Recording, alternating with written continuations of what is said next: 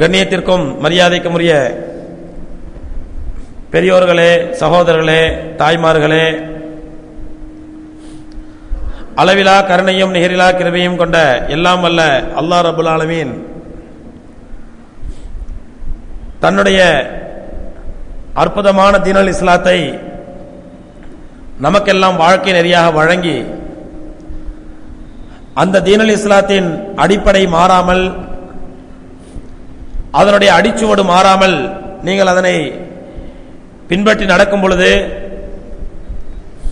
உங்களுக்கும் உங்கள் மூலமாக இந்த தீனுல் இஸ்லாத்தை தங்களுடைய வாழ்க்கை நெறியாக ஏற்று நடைமுறைப்படுத்தும் மக்களுக்கும் உலகத்திலும் மாபெரும் வெற்றியை தருவோம், மறுமையிலும் நிரந்தரமான சொர்க்கத்தை தருவோம் என்று ரப்புல் ஆலமீன் நமக்கெல்லாம் ஒரு அற்புதமான வாக்குறுதியை வழங்கி இந்த பூமிக்கு அனுப்பி வைத்திருக்கின்றான்.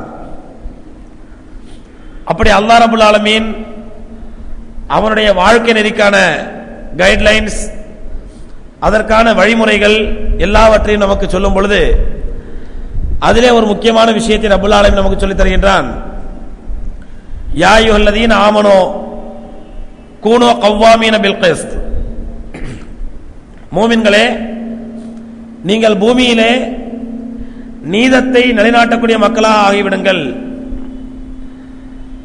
நீதத்தை எதற்காக நிலைநாட்ட வேண்டும்? ஷுஹதா ஃபில் அர்த், அல்லாஹ்வுடைய நேர்மையான சாட்சியாளர்களாக பூமியிலே நீங்கள் வாழும் பொழுது, நேர்மையாக நியாயமாக நடக்கும் பொழுதுதான் அதனை மற்ற மக்கள், அல்லாஹ்வை ஏற்றுக்கொள்ளாத மக்கள் பார்க்கும் பொழுது உங்களைத்தான் அல்லாஹ்வுடைய மார்க்கத்திற்கு சாட்சியாளர்களாக எடுப்பார்கள். உங்களைத்தான் அல்லாஹ்வுடைய தீனுல் இஸ்லாத்திற்கு சாட்சியாளர்களாக எடுத்து இந்த பூமியிலே நீங்கள் அல்லாஹ்வுடைய சாட்சியாளர்களாக, அல்லாஹ்வுடைய சுஹதாக்களாக வாழ்ந்து அதன் மூலமாக மற்ற மக்களுக்கு அல்லாஹ்வுடைய அற்புதமான இந்த தீனுல் இஸ்லாம் கிடைப்பதற்கு நீங்கள் காரணமாக அமையலாம் என்ற பொருளிலே அல்லாஹ் ரப்புல் ஆலமீன் அந்த வசனத்திலே நமக்கு சொல்கின்றான். சூரத்துல் மாயிதாவிலே 8வது வசனத்திலே. அருமை சகோதரர்களே, பூமியிலே நாம் நியாயமாக நீதமாக நடக்கும் பொழுதுதான், நாம் முறையாக நடக்கும் பொழுதுதான் அது மற்றவர்களுக்கு, அல்லாஹ்வை ஏற்றுக்கொள்ளாத மக்களுக்கு, அல்லாஹ்வை மறுக்கக்கூடிய மக்களுக்கு அது ஒரு பாடமாக நினைத்து அவர்கள் தீனுல் இஸ்லாத்தை படிக்க மாட்டார்கள், அல்லாஹ்வுடைய குர்ஆனை படிக்க மாட்டார்கள், பெருமானாருடைய போதனை தெரிந்திருக்க மாட்டார்கள். அவர்கள் அல்லாஹ்வுடைய மார்க்கத்திற்குரிய சாட்சியாளர்களாக நேரடி அந்த அல்லாஹ்வுடைய மார்க்கத்தை இம்ப்ளிமெண்ட் செய்யக்கூடிய, நடைமுறைப்படுத்தக்கூடிய சாட்சியாளர்களாக, இஸ்லாத்தினுடைய பிம்பங்களாக அவர்கள் பார்ப்பது முஸ்லிம்களைத்தான்.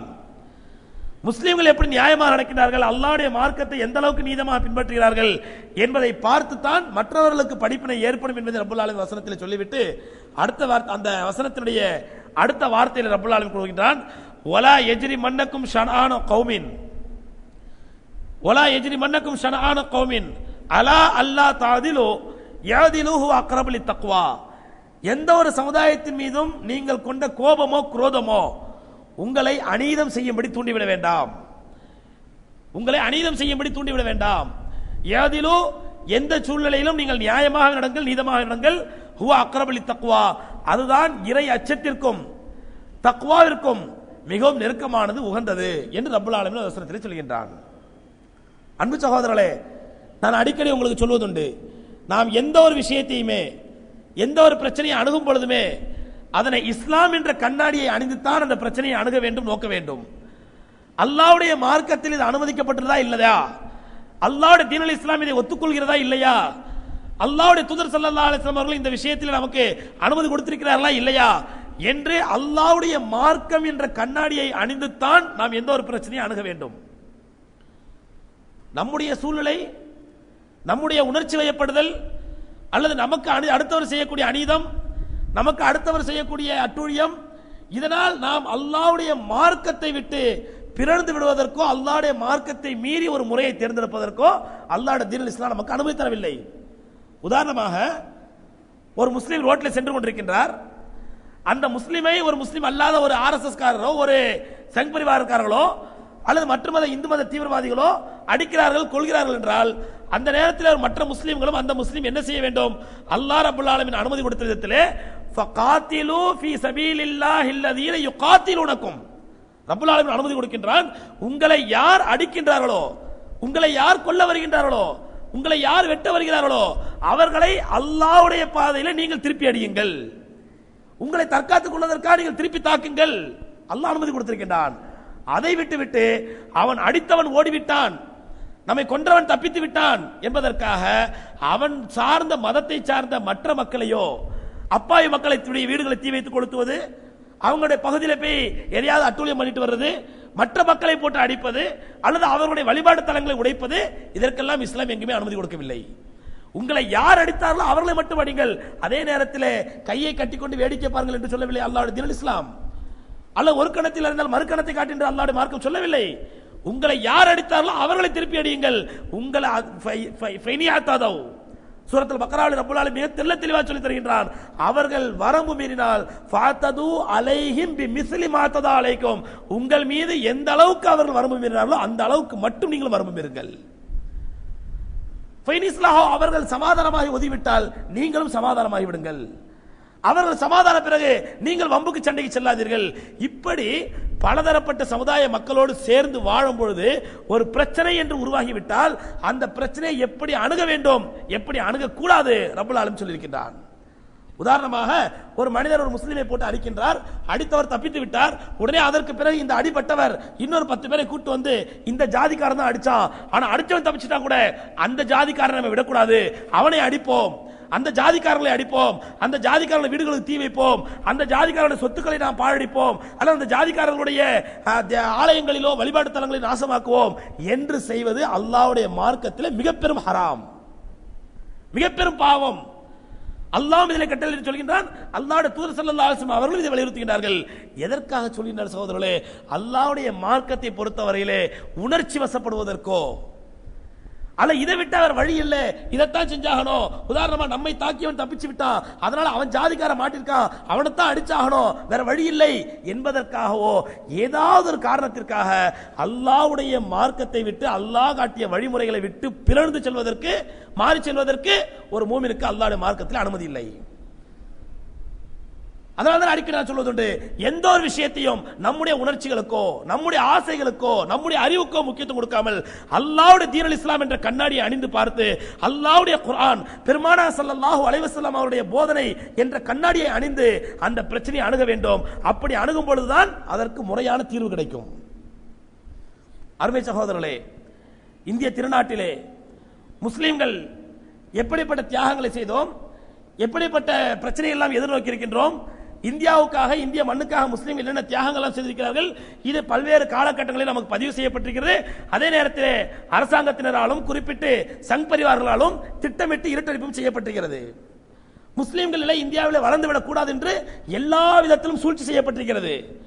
முஸ்லிம்கள் இந்தியாவில் தலை தூக்கி விடக்கூடாது, அவர்கள் கல்வித்துறையிலும் சரி அல்ல பொருளாதார துறையிலும் சரி அல்லது அவர்கள் மற்ற சமூக துறையிலும் சரி எந்த விதத்திலும் தலை தூக்கி விடக்கூடாது, கண்ணியமாக வாழ்ந்து விடக்கூடாது, என்றைக்குமே அவர்கள் பிச்சைக்காரர்களாகத்தான் இருக்க வேண்டும், சமுதாயத்தில் பலம் குன்றியவர்களாகத்தான் இருக்க வேண்டும், சமுதாயத்தில் கண்ணியமற்றவர்களாகத்தான் வாழ வேண்டும், அல்லது தீவிரவாதி பயங்கரவாதி என்ற அவப்பெயரை சுமந்து கொண்டுதான் வாழ வேண்டும் என்று திட்டமிட்டு சூழ்ச்சி செய்து கொண்டிருக்கிறார்கள் சங் பரிவார்கள் இந்தியாவிலே. அது ஒன்றும் முடிஞ்சு போயிடல, அவருடைய ஆட்சி போயிட்டதுனால ஒன்றும் முடிஞ்சு போயிடல. அல்லது சங் பரிவார் இப்படி செய்கிறார் என்றால் அடுத்தடுத்து மாறி மாறி ஆட்சி செய்யக்கூடிய மற்ற கட்சிக்காரர்கள் அல்லது மற்ற ஆட்சியாளர்கள் அவர்களாக முஸ்லிம்களுக்கு ஏதாவது செய்திருக்கிறார் என்றால் எதுவுமே செய்யவில்லை. முஸ்லிம்கள் பொருளாதார ரீதியாகவும் கல்வி ரீதியாகவும் மிக மிக அடிமட்ட தட்டத்திலே மிக மிக பின்தங்கிய நிலையில் இருக்கிறார் என்பதை ராஜேந்திர சச்சார் போன்ற கமிட்டிகளும் அதே மாதிரி ரங்கநாத் மிஸ்ரா போன்ற கமிஷன்களும் மிக தெல்ல தெளிவாக உள்ளங்கை நெல்லிக்கனி போன்று உலகத்திற்கு காட்டிவிட்டது. இந்தியாவிலே தாழ்த்தப்பட்டவர்கள் என்ற சமுதாயம் இருக்கின்றார்கள். அந்த மக்கள் இதுவரை உயர் ஜாதி மக்களால் பார்ப்பனர்களால் சங் பரிவார்களால் ஒடுக்கப்பட்டார்கள், வாஸ்தவம் தான். ஆனால் இப்பொழுது ஆய்வறிக்கை ரங்கநாத் மிஸ்ராவுடைய கமிஷன் அறிக்கையும் அதே மாதிரி ராஜேந்திர சச்சாருடைய கமிஷன் அறிக்கையும் உலகத்திற்கு எதை சொல்லி காட்டுது என்றால், பாவம் இந்தியாவிலே எப்படி கோலோச்சிய மக்கள் 800 ஆண்டுகள் 900 ஆண்டுகள் இந்தியாவை ஆட்சி செய்த ஒரு சமுதாயம் இன்று தாழ்த்தப்பட்ட மக்களை விட கேடுகட்ட நிலையில் இருக்கிறது என்பதை உள்ளங்கை நெல்லிக்கனி போல உலகத்திற்கு எடுத்து காட்டினார்கள். இதெல்லாம் அன்றாட நடக்கக்கூடிய நிகழ்வுகள். பொருளாதாரத்திலே முஸ்லிம் சமுதாயம் படு பாதாளத்தை நோக்கி சென்று கொண்டிருப்பது, கல்வியிலே மற்ற சமூகவியலிலே முஸ்லிம் சமுதாயம் பின்தங்கி இருப்பது, ஒரு குற்ற பரம்பரையாக குற்ற உணர்வோடு இந்தியாவில் வாழ்ந்து கொண்டிருப்பது, இதெல்லாம் அன்றாட நிகழ்வு நமக்கு காட்டிக் கொண்டிருக்கின்றன. அருமை சகோதரர்களே, இந்த பிரச்சனைகளிலிருந்து ரங்கநாத் மிஸ்ரா கமிஷன் போன்ற அறிக்கைகள் அல்லது ராஜேந்திர சச்சார், நீதிபதி ராஜேந்திர சச்சார் போன்றவர் கொடுத்தக்கூடிய அறிக்கைகள், இந்த அறிக்கைகள் எல்லாம் முஸ்லிம்களுடைய பிரச்சனைகளை படம் போட்டு காட்டும் பொழுது, இந்த நேரத்தில் இந்த பிரச்சனைகளில் இருந்து முஸ்லிம்கள் இஸ்லாமிய அடிப்படையிலே தீர்வு காண்பதற்கு வழி என்ன? அல்லாஹ் சொன்ன முறைப்படி, அல்லாஹ்வுடைய தூதர் ஸல்லல்லாஹு அலைஹி வஸல்லம் முறைப்படி இதிலே இந்த பிரச்சனைகளை வெளியேறுவதற்கு வழி என்ன என்று பார்க்கும் பொழுதுதான் இங்கே நாம் ஒரு உண்மையை புரிந்து கொள்ள வேண்டும். நம்முடைய உணர்ச்சி வசப்படுவதற்கோ அல்லது நம்முடைய சிற்றறிவுக்கோ அல்லது நம்முடைய இதை விட்டால் வேறு வழி இல்லை என்பதற்கோ அல்லாஹ்வுடைய மார்க்கத்தை விட்டு பிறழ்வதற்கு நமக்கு அனுமதி இல்லை. இதைத்தான் மேற்கூறப்பட்ட அந்த சூரத்துல் மாயிதாவிலே 8வது வசனத்திலே ரப்பல் ஆலமீன் சொல்கின்றான், வலா யஜ்ரி மன்னக்கும் ஷனஆனு கௌமின், எந்த ஒரு சமுதாயத்தின் மீது நீங்கள் கொண்ட வெறுப்போ உங்களை அநீதம் செய்யும்படி உங்களை தூண்ட வேண்டாம். எந்த ஒரு சமுதாயத்தின் மீது நீங்கள் கொண்ட வெறுப்போ அநியாயமாக நடக்கும்படி உங்களை தூண்ட வேண்டாம், நியாயமாகவே நடங்கள். இங்கு எப்படி அநீதம், நமக்கு அநீதம் இழைக்கப்படுகிறது என்பதற்காக, நமக்கு அநியாயம் செய்யப்படுகிறது என்பதற்காக, நமக்கு அட்டூழியங்கள் செய்யப்படுகிறது, நம்முடைய சமுதாயத்தின் மீது இதுவரை என்னென்னமோ காழ்ப்புணர்ச்சியின் மூலமாக, சூழ்ச்சியின் மூலமாக அநீதம் காட்டப்பட்டிருக்கிறது என்பதற்காக அதே அநீதம் என்ற ஆயுதத்தை முஸ்லிம்கள் கையில் எடுப்பதற்கு மார்க்கத்தில் அனுமதி இல்லை. எப்படி முஸ்லிம்கள் அநீதத்தை கையில் எடுக்கின்றோம்? இந்தியாவிலே தாழ்த்தப்பட்ட மக்கள் மிக மிக மோசமாக இருக்கிறார்கள் பொருளாதாரத்தின் கல்வித்துறை என்பதற்காக, ஷெட்யூல் காஸ்ட் ஷெட்யூல் ட்ரைப் மக்கள் எல்லாம் மிக பின்தங்கிய நிலையில் இருக்கிறார் என்பதற்காக அரசாங்கம் அவருடைய வாயை அடைப்பதற்கு ஆட்சியாளர்கள், அரசியல்வாதிகள் எப்படியாவது அவர்களுக்கு தேவை ஓட்டு பொறுக்கிகள், ஓட்டு தான் தேவை, அந்த ஓட்டு பொறுக்கிகள் அந்த ஓட்டுகளை அபகரிப்பதற்காக என்ன செய்தார்கள்? இடஒதுக்கீடு, ரிசர்வேஷன் என்ற ஒரு முறையை தாழ்த்தப்பட்ட மக்களுக்கு அறிமுகப்படுத்தினார்கள். அதாவது நீ உன்னுடைய சமுதாயத்திற்கு இத்தனை சதவீதம் இடஒதுக்கீடு கொடுத்து விடுகின்றோம், கல்வியிலும் பொருளாதாரத்திலும் வேலை வாய்ப்பிலும் உனக்கு இத்தனை சதவீதம் இடஒதுக்கீடு கொடுத்து விடுகின்றோம், அதனால் நீ மார்க் எடுக்காட்டாலும் பரவாயில்லை, உனக்கு மார்க் கம்மியா இருந்தாலும் பரவாயில்லை, உன்னை விட உயர்ந்த ஜாதிக்காரன் மார்க் அதிகமாக எடுத்திருந்தாலும் பரவாயில்லை, உனக்கு நான் இடஒதுக்கீடை கொடுக்கிறேன் என்று தாழ்த்தப்பட்ட மக்களுடைய வாயை அடைப்பதற்காக மண்டல் கமிஷன் மூலமாக இந்த அரசியல்வாதிகள் ஒரு அநியாயமான இடஒதுக்கீட்டை அறிமுகப்படுத்தினார்கள். இது மற்றவர்களுக்கு செய்தது. தாழ்த்தப்பட்டவர்கள் அவர்களுடைய ஓட்டை பெறுவதற்காக அரசியல்வாதிகள் செய்த சூழ்ச்சி. இதே சூழ்ச்சிக்கு அல்லாஹ்வுடைய அற்புதமான வழிகாட்டுதலை பெறப்பட்ட முஸ்லிம்கள், அல்லாஹ்வுடைய தீனுல் இஸ்லாம் என்ற அற்புதமான வழியை பெற்ற முஸ்லிம்கள், அல்லாஹ்வுடைய குர்ஆன் பெருமானாருடைய ஹதீஸ் என்ற அற்புதமான போதனைகளை பெற்ற முஸ்லிம்கள் இதே சூழ்ச்சிக்கு ஆளாகி இதே இடஒதுக்கீட்டை எங்களுக்கும் தார்கள் என்று கேட்பது எந்த விதத்திலும் சகோதரர்களே இஸ்லாமிய அடிப்படையிலே சரியானதல்ல, முறையானதல்ல. ஏனென்றால் இடஒதுக்கீடு எப்படி கொடுக்கப்படுகின்றது? முஸ்லிம் மக்கள், முஸ்லிம் சமுதாயத்தில் உதாரணமாக ஒரு 3.5%, ஒரு 5% இல்ல 10% இடஒதுக்கீடு கொடுக்கப்படுகிறது. இந்த 10% இடஒதுக்கீடு எப்படி கொடுக்கப்படுகிறது? உதாரணமாக தமிழ்நாட்டிலே ஒரு மெடிக்கல் சீட்டுக்கு ஒரு 1000 சீட் இருக்கிறது என்றால் அதிலே 100 சீட்டு முஸ்லிம்களுக்கு ஒதுக்கப்படுகின்றது. ஒரு கற்பனை வைத்துக் கொள்வோம், 100 சீட்டு முஸ்லிம்களுக்கு ஒதுக்கப்படுகின்றது. இந்த 100 சீட்டு முஸ்லிம்களுக்கு ஒதுக்கப்படுவது எப்படி என்றால், இந்த முஸ்லிம் சமுதாயத்தை சேர்ந்தவன் மட்டும் இந்த 100 சீட்டில் வந்து விடலாம், மெடிக்கல் சீட்டை பெற்று அவன் டாக்டர் ஆகிவிடலாம். இதை தவிர மற்ற வகுப்புகள், மற்ற சமுதாயத்தினர்கள், அவர் உயர்ந்த ஜாதி பார்ப்பனர்களோ, பிராமணர்களோ, நாடார்களோ, தேவர்களோ அல்ல மற்ற ஜாதிக்காரர்களோ அவர்களுக்கென்று ஒதுக்கப்பட்ட இடஒதுக்கீடை பெற்றுக் கொள்ளலாம் என்ற இந்த ஒரு மோசமான நிலை எப்படிப்பட்ட விபரீதத்தை ஏற்படுகிறது என்றால் சகோதரர்களே, இஸ்லாமிய சமுதாயத்தை இடஒதுக்கீடு பெற்ற ஒரு முஸ்லிம் 70 மார்க் எடுத்திருப்பார், 70 மார்க் எடுத்திருப்பார் ஒரு என்ட்ரன்ஸ் எக்ஸாம்ல, அல்லது 80 மார்க் எடுத்திருப்பார், இவருக்கு சீட்டு கிடைத்துவிடும். மெடிக்கல் என்ட்ரன்ஸ் எக்ஸாமிலே இவர் மெடிக்கல் படிப்பதற்கு தகுதியானவர் என்று தீர்மானிக்கக்கூடிய அந்த நுழைவுத் தேர்விலே ஒரு முஸ்லிம் 80% மார்க் எடுத்திருப்பார். ஆனால் முஸ்லிம் அல்லாத ஒருத்தர் 95% எடுத்திருப்பார். ஆனால் அவருக்கு சீட்டு கிடைக்காது. 80% எடுத்த ஒரு முஸ்லிமுக்கு தான் சீட்டு கிடைக்கும். அல்லது ஒரு தாழ்த்தப்பட்டவர் 75% எடுத்திருக்கிறார் மார்க், அதாவது இவர் டாக்டர் படித்து பட்டம் பெறுவதற்கு தகுதியானவர், மெடிக்கல் படிப்பதற்கான தகுதி இடத்தில் இருக்கிறது என்று இவருடைய தகுதியை தீர்மானம் செய்யக்கூடிய, நிர்மாணிக்கக்கூடிய அந்த நுழைவுத் தேர்விலே ஒரு தாழ்த்தப்பட்ட ஜாதியை சார்ந்தவர் 75% எடுத்திருப்பார். ஆனால் ஒரு உயர்ந்த ஜாதியை சார்ந்தவர் 90% மார்க் எடுத்திருப்பார். அவர் உயர்ந்த ஜாதி என்பதற்காக 90% பெற்றவருக்கு சீட்டு கிடைக்காது. இவர் தாழ்த்தப்பட்டவர் என்பதற்காக 75% பெற்றவருக்கு தான் சீட்டு கிடைக்கும். இங்கே நீங்க ஒரு உண்மையை பார்க்க வேண்டும். அமாசரத் ராஜேந்திர சச்சார் நம்முடைய நிலைமையை மோசமா சொல்லிருக்காங்க, ரங்கநாத் மிஸ்ரா கமிஷன் நம்முடைய நிலைமையை, சமுதாயத்தின் நிலைமையை மோசமா சொல்லிருக்காங்க. இதெல்லாம் தீர்ப்பதற்கு இந்த இடஒதுக்கீடு தான தீர்வு, இதான வழி. இப்படி ரிசர்வேஷன் கிடைச்சாதானே நம்முடைய பிள்ளைகள் படித்து டாக்டர் ஆக முடியும், ஐஏஎஸ் ஆக முடியும், ஐபிஎஸ் ஆக முடியும், இன்ஜினியர் ஆக முடியும். இந்த ரிசர்வேஷன் இல்லை என்றால் நாம் எப்படி படித்து எங்கே முன்னேறுவது? அருமை சகோதரர்களே, இப்பொழுதுதான் நாம் இந்த விஷயத்தை கவனத்தில் கொள்ள வேண்டும். இந்த இடஒதுக்கீடு என்பது அல்லாஹ்வுடைய பார்வையில், அல்லாஹ்வுடைய தீனுல் இஸ்லாத்தின் பார்வையில், குர்ஆன் ஹதீஸ் அடிப்படையில் இந்த இடஒதுக்கீடு கேட்பதும் இடஒதுக்கீடு பெறுவதும் நியாயமானதா? ஒரு தகுதி அடிப்படையில், ஒரு என்ட்ரன்ஸ் எக்ஸாம் அடிப்படையில், ஒரு தகுதி அடிப்படையில் அங்க தேர்வு செய்து யார் முதல் மார்க் பெற்றிருக்கிறார்களோ அவர்களுக்கு முன்னுரிமை, யார் மட்டமான மார்க் எடுத்திருக்கிறார்களோ அவர்களுக்கு உரிமை இல்லை என்ற அடிப்படையில் ஒரு தகுதி அடிப்படையில் நுழைவுத் தேர்வு வைத்திருக்கும் பொழுது அங்கே நான் என்ன மார்க் எடுத்தாலும் அதை பார்க்க கூடாது, ஏன் ஜாதியை கவனித்து, ஏன் மதத்தை கவனித்து எனக்கு இடஒதுக்கீடு தாய் என்று கேட்பதும், அதன் மூலமாக தகுதியானவர்கள் புறக்கணிக்கப்படுவதும் எந்த விதத்தில் நியாயம்? எந்த விதத்தில் சரி? வேறு வழி என்னதான்? நம்ம முன்னேறதுக்கு என்னதான் வழி? முன்னேறுவதற்கு வழி என்ன? நாம் நம்முடைய திறமையை வளர்த்து மெரிட் மூலமாக செல்ல வேண்டும். நாம் நம்முடைய பிள்ளைகளுக்கு நல்ல திறமையை வளர்த்து, அவர்கள் நல்ல பயிற்சி கொடுத்து, நல்ல ட்ரைனிங் கொடுத்து, நல்ல பள்ளிக்கூடங்களை படிக்க வைத்து, அவர்கள் படிப்பை பற்றியும் மெடிக்கலை பற்றியும் இன்ஜினியரிங் பற்றியும் நல்ல ஆர்வத்தை ஏற்படுத்தி மெரிட்டிலே படித்து நம்ம மாணவர்களை முதல் 10 ரேங்கில் இருந்தால் யார் நம்முடைய வளர்ச்சியை தடுக்க முடியும்? எந்த ஆர்எஸ்எஸ் காரர்கள், எந்த சங் பரிவார் நம்முடைய வளர்ச்சியை தடுக்க முடியும்? இன்றைக்கு அல்ஹம்துலில்லாஹ் பார்க்கிறோம், இந்தியாவிலே ஐஏஎஸ் என்பது இந்தியாவிலே ஒரு உயர்ந்த படிப்பு, ஒரு உன்னதமான படிப்பு. அந்த ஐஏஎஸ் படிப்பிலே இந்தியாவிலேயே முதல் ரேங்க் எடுத்தவர் டாக்டர் ஷா ஃபைசல். ஐஏஎஸ் என்பது எல்லாரும் பரீட்சை எழுதி பாஸ் ஆயிட முடியாது. அதற்கு 3 விதமான படித்தரமான எக்ஸாம் இருக்குது. முதல்ல பிரிலிமினரி எக்ஸாம், இரண்டாவது மெயின் எக்ஸாம், அப்புறம் இன்டர்வியூ என்று பல படித்தரங்கள் அங்கே எக்ஸாம் இருக்கும். எல்லா எக்ஸாமையும் தாண்டி அங்கே ஹையஸ்ட்ல வருவது என்பது சாதாரண விஷயம் அல்ல. இன்றைக்கு அல்ஹம்துலில்லாஹ் இந்திய முஸ்லிம்களே தலை நிமிரக்கூடிய அளவுக்கு ஒரு காஷ்மீரிலே சேர்ந்த முஸ்லீம், எப்படிப்பட்ட முஸ்லீம், பல்வேறு விதமான துயரங்களுக்கு ஆட்படுத்தப்பட்டவர், தன்னுடைய தந்தையை போலீஸ் துப்பாக்கி சூட்டில் இழந்தவர், போலீஸ் துப்பாக்கி சூட்டிலே தன்னுடைய தந்தை இழந்து ஷஹீதாக்கப்பட்டவர்.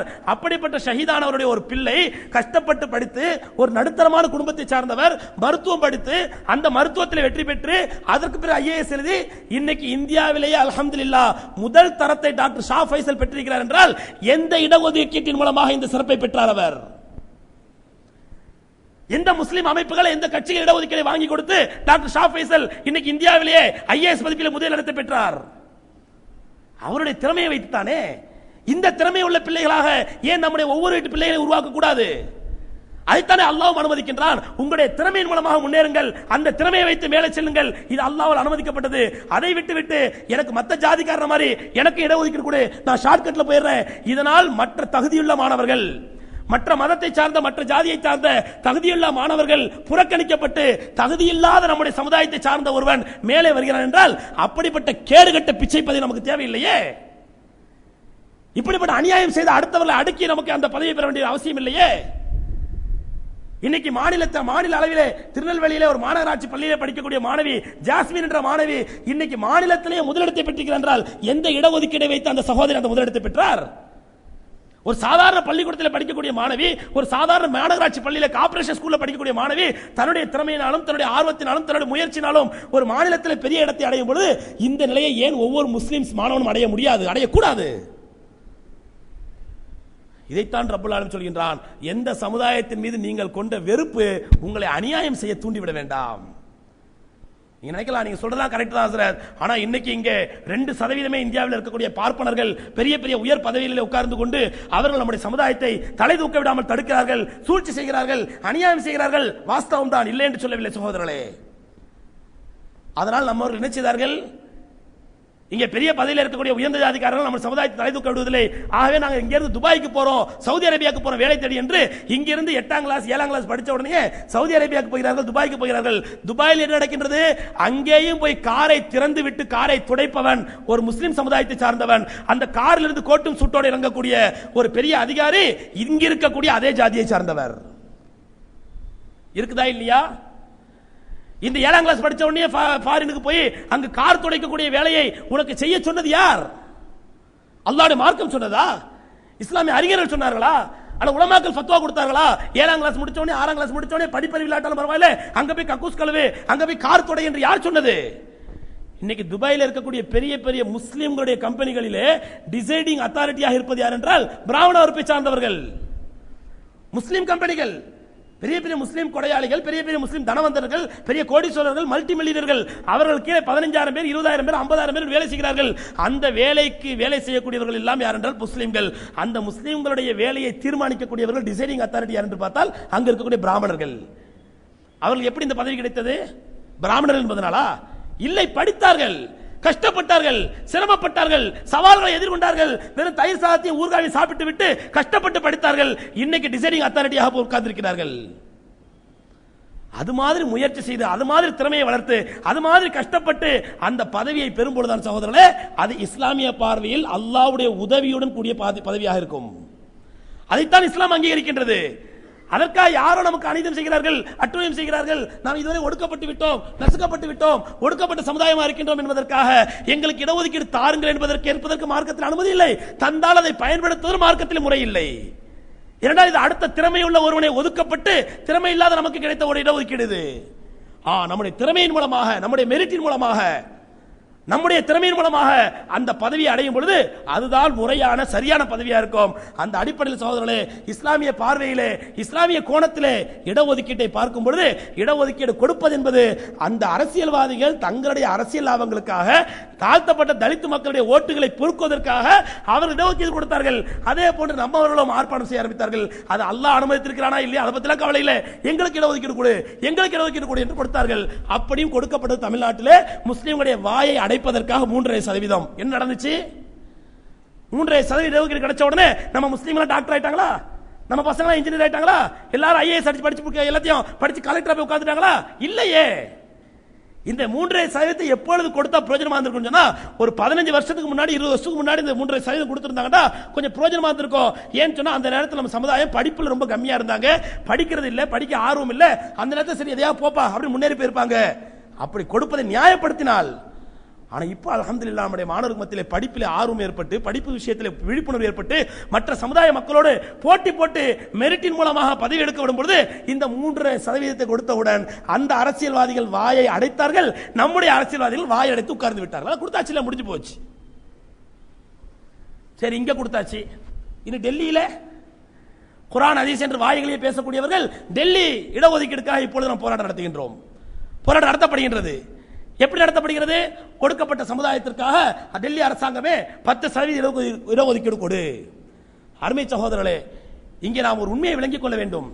நாம் யாருடைய முயற்சியையும் அல்லது யாருடைய அவருடைய கஷ்டத்தையும் கொச்சைப்படுத்துவதற்காக, இழிவுபடுத்துவதற்காக சொல்லவில்லை.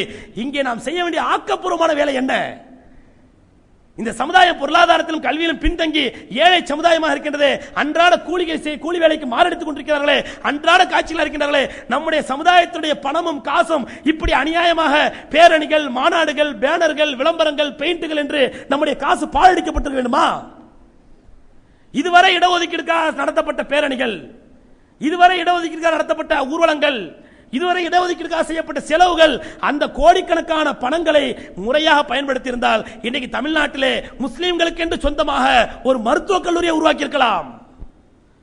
அதற்கு அரசாங்கத்தை நிர்பந்தப்படுத்தி எங்களுக்கு ஒரு மருத்துவக் கல்லூரி நடத்துவதற்கு அனுமதி கொடு, எங்களுடைய பிள்ளைகளை மட்டும் சேர்த்து நல்ல பயிற்சி கொடுத்து எங்களுடைய பிள்ளைகளை மெரிட்ல வர வைத்து எங்களுடைய சமுதாய மக்களுக்காக பாடுபடுவதற்கு ஒரு மருத்துவக் கல்லூரிக்கு அனுமதி கொடு என்று அரசாங்கத்தை நிர்பந்தித்து அந்த பணத்தை எல்லாம் இந்த பேரணிக்காகவும் ஊர்வலத்திற்காகவும் ஆர்ப்பாட்டத்தும் செய்யக்கூடிய பணங்களை எல்லாம் நல்ல ஒரு ஆக்கப்பூர்வமான பணிகளை செலவழித்திருந்தால் இன்னைக்கு மாஷா அல்லாஹ் தமிழ்நாட்டிலே எத்தனையோ மருத்துவக் கல்லூரிகள் முஸ்லிம்கள் கைப்பற்றி இருக்கலாம், உருவாக்கி இருக்கலாம். அதன் மூலமாக உருப்படியான முறையில் சமுதாயம் மேம்பட்டு இருக்கும்.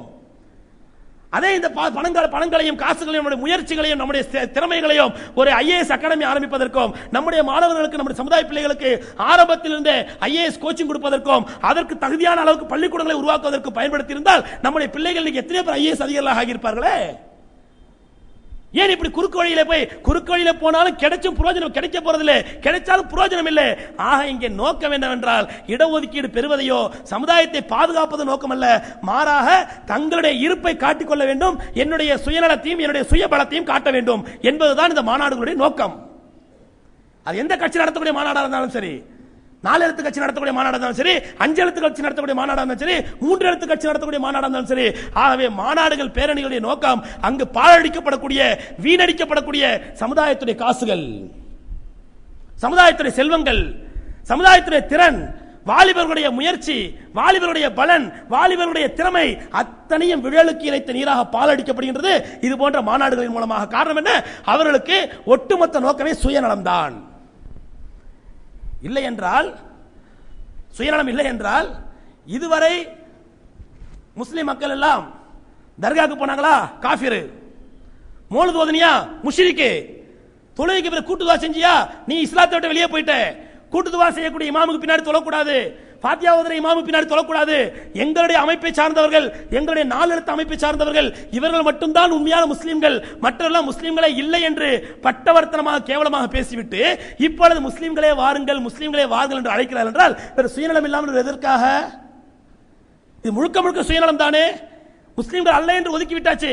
அதுவும் கேள்வி கேட்கிறார்கள் எப்படி என்றால், நீங்கள் இதுவரை மற்ற சமுதாயத்தில் எல்லாம், உங்களுடைய மற்ற சமுதாயம் என்றால் முஸ்லிம்களுடைய மற்ற சகோதரர்கள், உங்களுடைய இயக்கம் சாராத மற்ற சகோதரர்கள் எல்லாம் அவங்க முஸ்லிம்களே இல்ல, வழிகட்டு போனவர்கள், நரகவாதிகள் சொல்லிட்டு இப்ப நீங்க அவங்களை வாங்கன்னு கூப்பிடுறீங்க, எந்த விதத்தில் நியாயம் என்பதற்கு அந்த சகோதரர் மரியாதைக்குரிய அந்த இயக்கத்தினுடைய பொறுப்பாளராகவோ தலைவராகவோ இருக்கக்கூடிய சகோதரர் பதிலளிக்கின்றார். இப்பவும் எங்க கருத்துல மாற்றம் இல்லை. ரசூல்லா காலத்துல முனாஃபிகா இருந்தவர்கள், நயவஞ்சகர்களா இருந்தவர்கள், ரசூல்லா எண்ணிக்கை காட்டுறதுக்காண்டி மூமின்களேன்னு கூப்பிடலையா? அந்த மாதிரி இப்போ இவங்க முனாஃபிக்குகள் தான். நம்பர் காட்டுறதுக்காண்டி கூப்பிடுறோம், எண்ணிக்கை காட்டுறதுக்காண்டி கூப்பிடுறோம். மானம் வேண்டாமா நமக்கு? நம்மை பார்த்து நீலாம் பச்சை முனாஃபிக்கு, இஸ்லாத்தை வெளிகட்டவன், நரகவாதி, வழிகட்டவன் என்று சொல்லிவிட்டு இருந்தாலும் என் கொடியை பிடிச்சிட்டு வா என் பின்னாடி என்று சொன்னால் அதற்கு பின்னாலும் இந்த சமுதாயம் செல்கிறது என்றால் இந்த சமுதாயத்திற்கு சுயமரியாதை வேண்டாமா? சரிங்க, அதெல்லாம் அந்த நேரத்தில் ஏதோ கோவத்திலேயே வேகத்திலேயே ஆவேசத்திலேயே பேசுனது, நீங்க ஒண்ணு பேசிருப்பீங்க, அவங்க ஒண்ணு பேசியிருப்பாங்க. சரி, அதெல்லாம் விடுங்க. இப்ப இது நம்முடைய வாழ்வாதார பிரச்சனையா இல்லையா? இடஒதுக்கீடு என்பது சகோதரர்களே முஸ்லிம்களுடைய வாழ்வாதார பிரச்சனை என்பதில் மாற்று கருத்தே கிடையாது. முஸ்லிம் சமுதாயத்தின் வாழ்வாதார பிரச்சனை இது. நான் ஆரம்பத்தில் சொன்ன மாதிரி சச்சார் கமிட்டி அறிக்கைகளும் ரங்கநாத் மிஸ்ரா கமிஷனுடைய அறிக்கைகளும் சமுதாயத்தினுடைய நிலைமையை படம் போட்டு காட்டுகின்றன. சமுதாயம் கீழ்த்தங்கிய நிலையில் இருக்கிறது, பின்தங்கி இருக்கிறது முழுத்துவதற்கு உண்மை. அப்ப வாழ்வாதார பிரச்சனைங்கும் பொழுது நம்ம யார் செஞ்சா என்ன, கொஞ்சம் ஒத்து போயிருக்க வேண்டியதானே, நம்ம பலத்தை காட்டலாம் இல்லையா?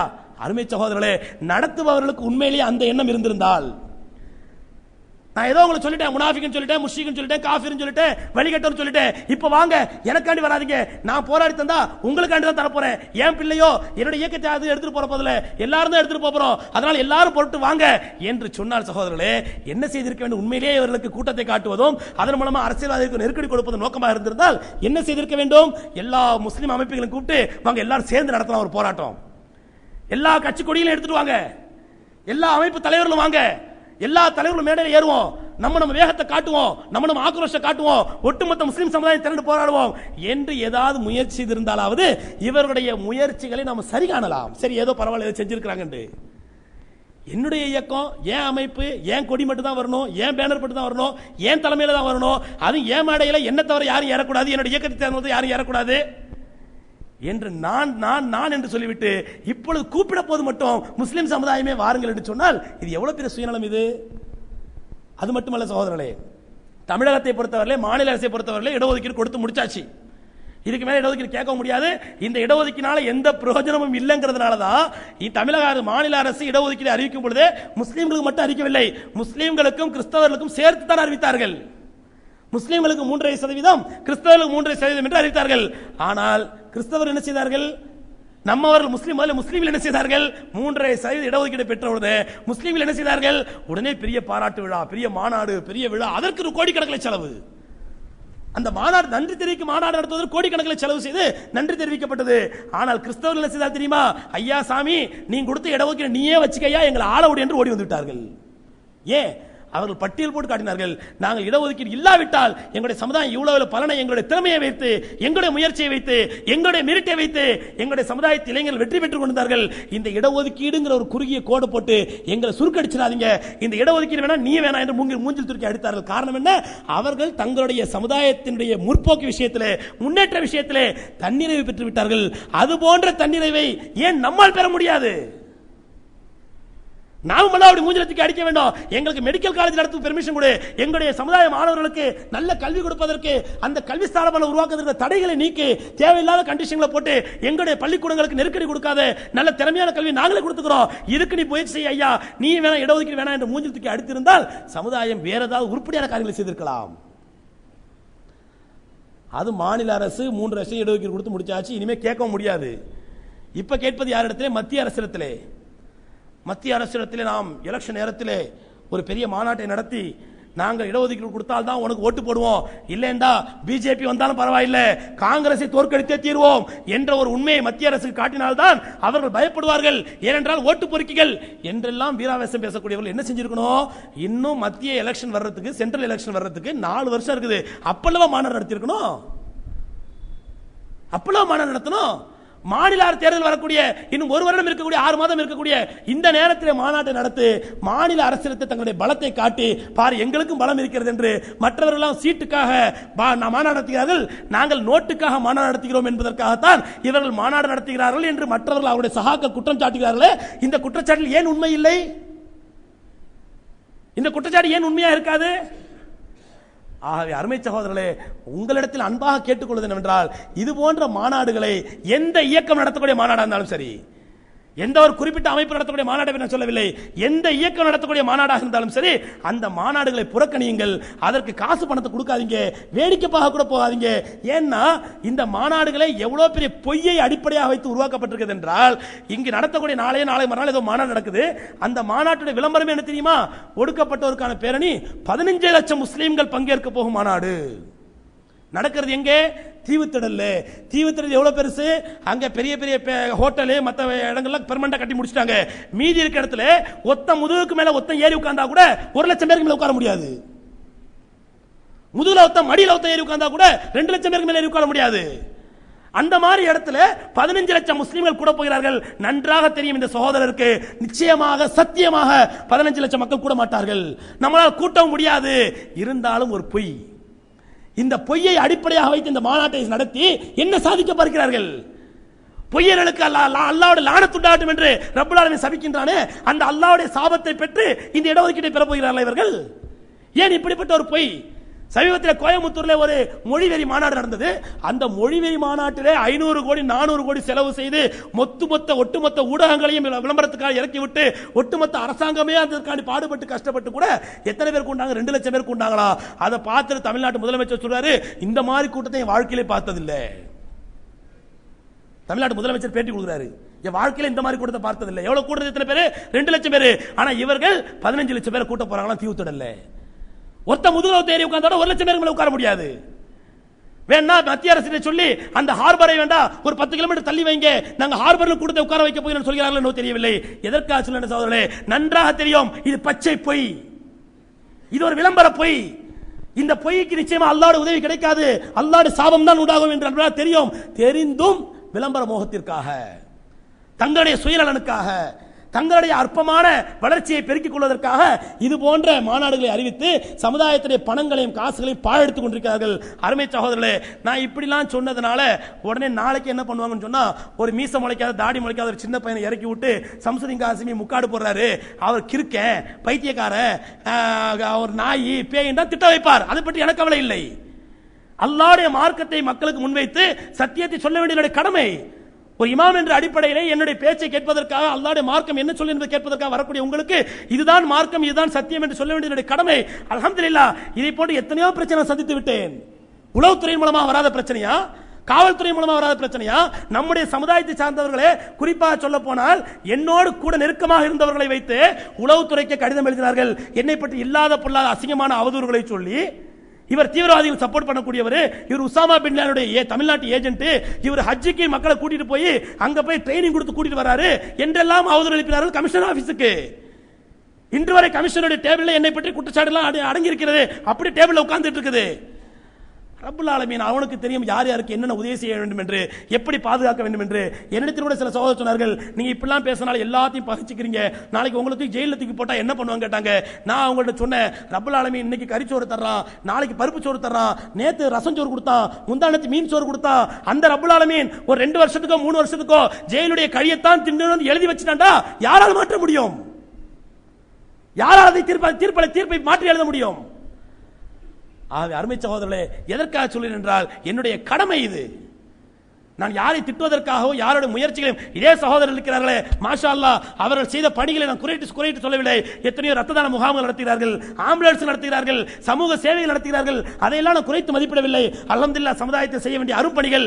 ஆனால் இது போன்று மார்க்கத்திற்கு முரணான ஹராமான ஒரு பொய்யை சொல்லி பொய்யை அடிப்படையாக வைத்து ஹராமான இடஒதுக்கீடை கேட்டு பாமர முஸ்லிம்களுடைய குறிப்பாக வெளிநாட்டில் வேலை செய்யக்கூடிய அன்றாட கார் துடைக்கிறவன், ரோடு போடுறவன், கட்டட வேலை செய்யக்கூடியவன் அவன்கிட்ட எல்லாம் 5 ரியால் 10 ரியால் 5 திர்கம் 10 திர்கம் உனக்காண்டி தான் பாடுபடுறேன், உன் குழந்தைக்காண்டி தான் பாடுபடுறேன் என்று வசூல் செய்து ஏமாற்றி இப்படி அநியாயமான முறையில் சமுதாயத்துடைய பணங்காசுகளை வீணடித்துக் கொண்டிருக்கும் பொழுது ஒரு உண்மையான சமுதாய பற்றுள்ளவரால் பார்த்துக் கொண்டிருக்க முடியுமா? இதை இந்த கொந்தளிப்பை வெளிக்காட்டாமல் பார்த்து வேடிக்கை பார்த்துக் கொண்டிருக்க முடியுமா?